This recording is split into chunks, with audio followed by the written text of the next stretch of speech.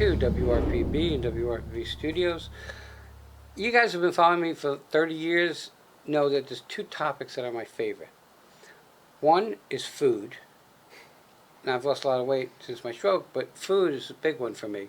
If you have a business and you have food that you want to talk about, and you're bringing me samples, I'm all for you coming in. The next is real estate. You guys know how much I love real estate. And you could talk about crypto, you could talk about stock market, but you'll never sell me on anything but real estate. With me is Daniel Burgos? Burgos. Burgos. Correct. With Barron Real Estate. Yes, sir. Okay, so my first question to you is, why'd you get into real estate? I was gone out of Florida into Arizona for about 16 years, and when I came back, I knew I wanted to change my career from automotive into something that would be able to travel and enjoy the beautiful state of Florida. I'm born and raised here, but I was gone for 16 years. Where? In Arizona. No, you were born and raised here? Yep, Stewart. Martin Memorial Hospital back in '85. Are you living in Martin County now? No, sir. I actually live in Tampa. Oh, really? Yeah. So, wait, you live in Tampa, but Barron is here. Correct. So, do you drive from Tampa to here? Every week. So you stay here for a period of time, Yes. and then you go back there? Correct. Okay, so that's a great idea, because I'm ready to retire, and I was talking to my wife, and I was telling you, I told you that I sold my big house. I have a mobile home that I'm staying at, which is mine. We thought about buying another boat, a bigger boat, buying a house in the Bahamas, leaving here Thursday night, going to the Bahamas, coming back Monday morning, staying Monday, Tuesday, and Wednesday, and Thursday, and then going here at our mobile home, and then going back. You don't have to live on top of where you work, especially if you kind of schedule yourself out that way. Yep.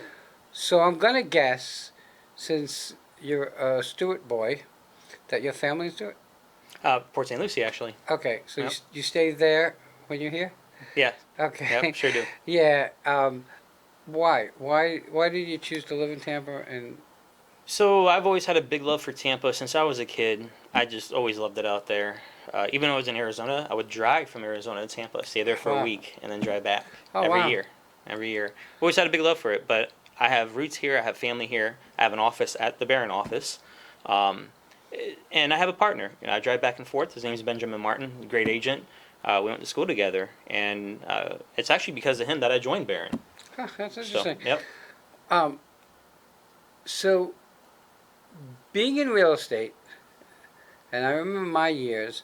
Oh wait, I remember my first 6 months because that was residential, and I wanted to stick a pencil in my eye, and I went going to commercial. But what I've learned doing residential is that I had to pick a spot that I want to do, and I don't mean just a location. I mean a location, and then I mean, for lack of a better word, a price point. I didn't want to sell $3,000 houses and $3 million houses, because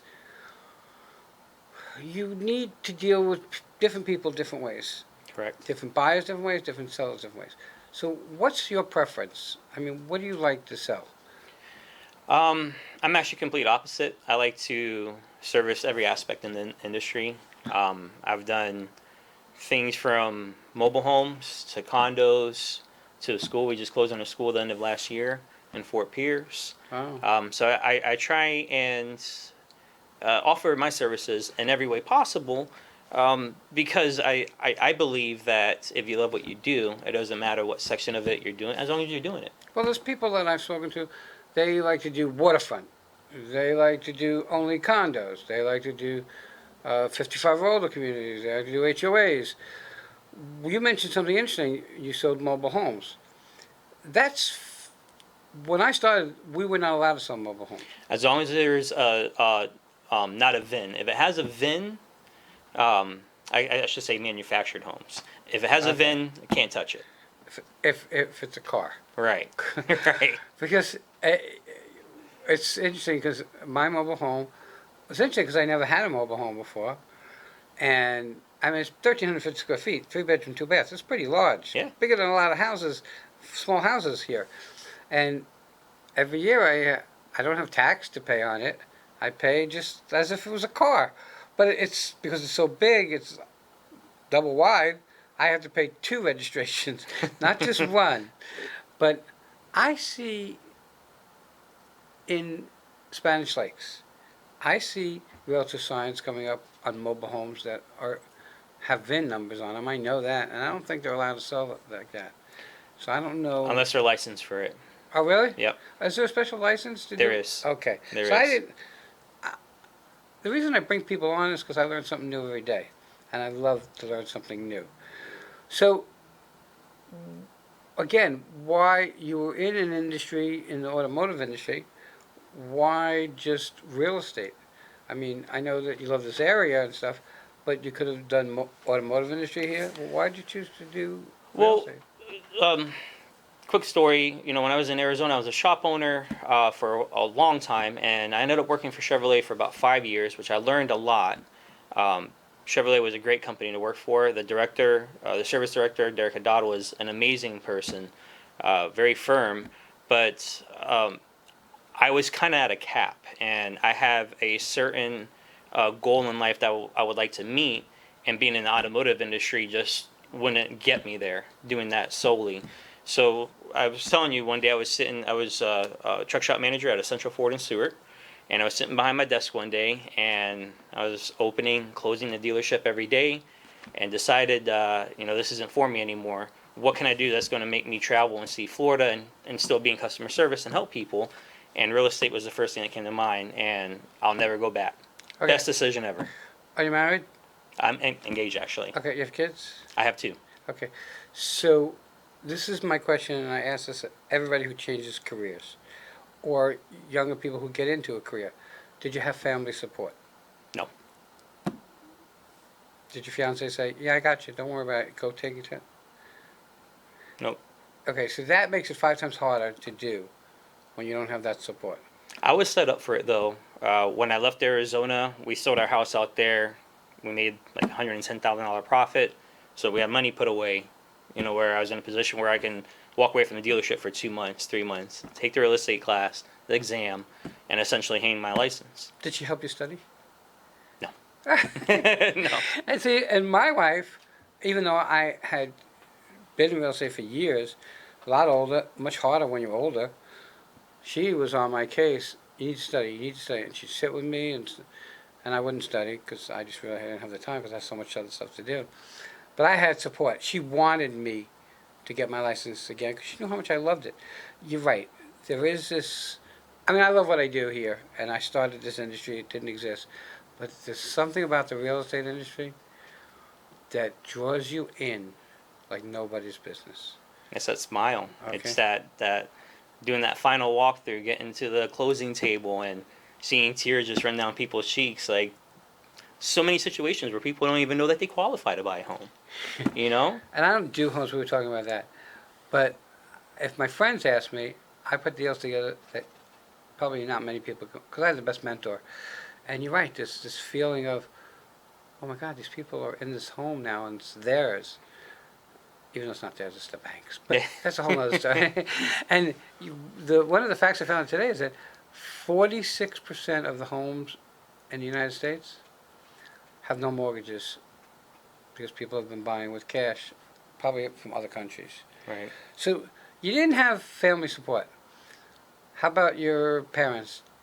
Were they happy that you were making that move? My mom actually had just passed away before I hung my license. It was November. She passed away COVID related. So that was hard, and it played a role in me gaining more momentum, I guess you could say, Right. wanting to make her proud. But I gotta tell you and tell everybody else, I'm extremely fortunate I went to Barron. Thank you, Benjamin Martin.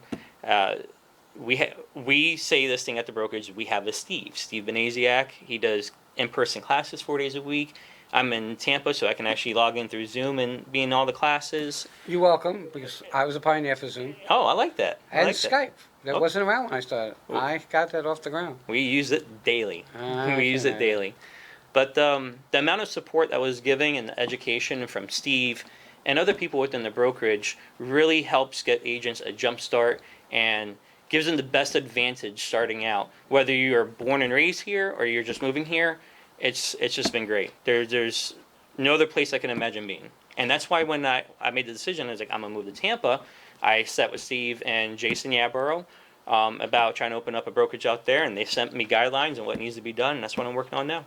So you working on getting your broker, being in it long enough and skilled enough to get your own broker's license? Correct. It's, it's funny because I got a bunch of years on you. And I'm like, that was always a thought of mine. I'll open a broker. But it's work. It's a lot of work. Right. And I don't know that I want that work. I'm blessed here because I have a great team. Okay? If I didn't have the people I have here, I would probably just sell and move on. But I have a great team. And do I get frustrated at times? Well, I get frustrated because I'm older than dirt, and that's what we do when we get old.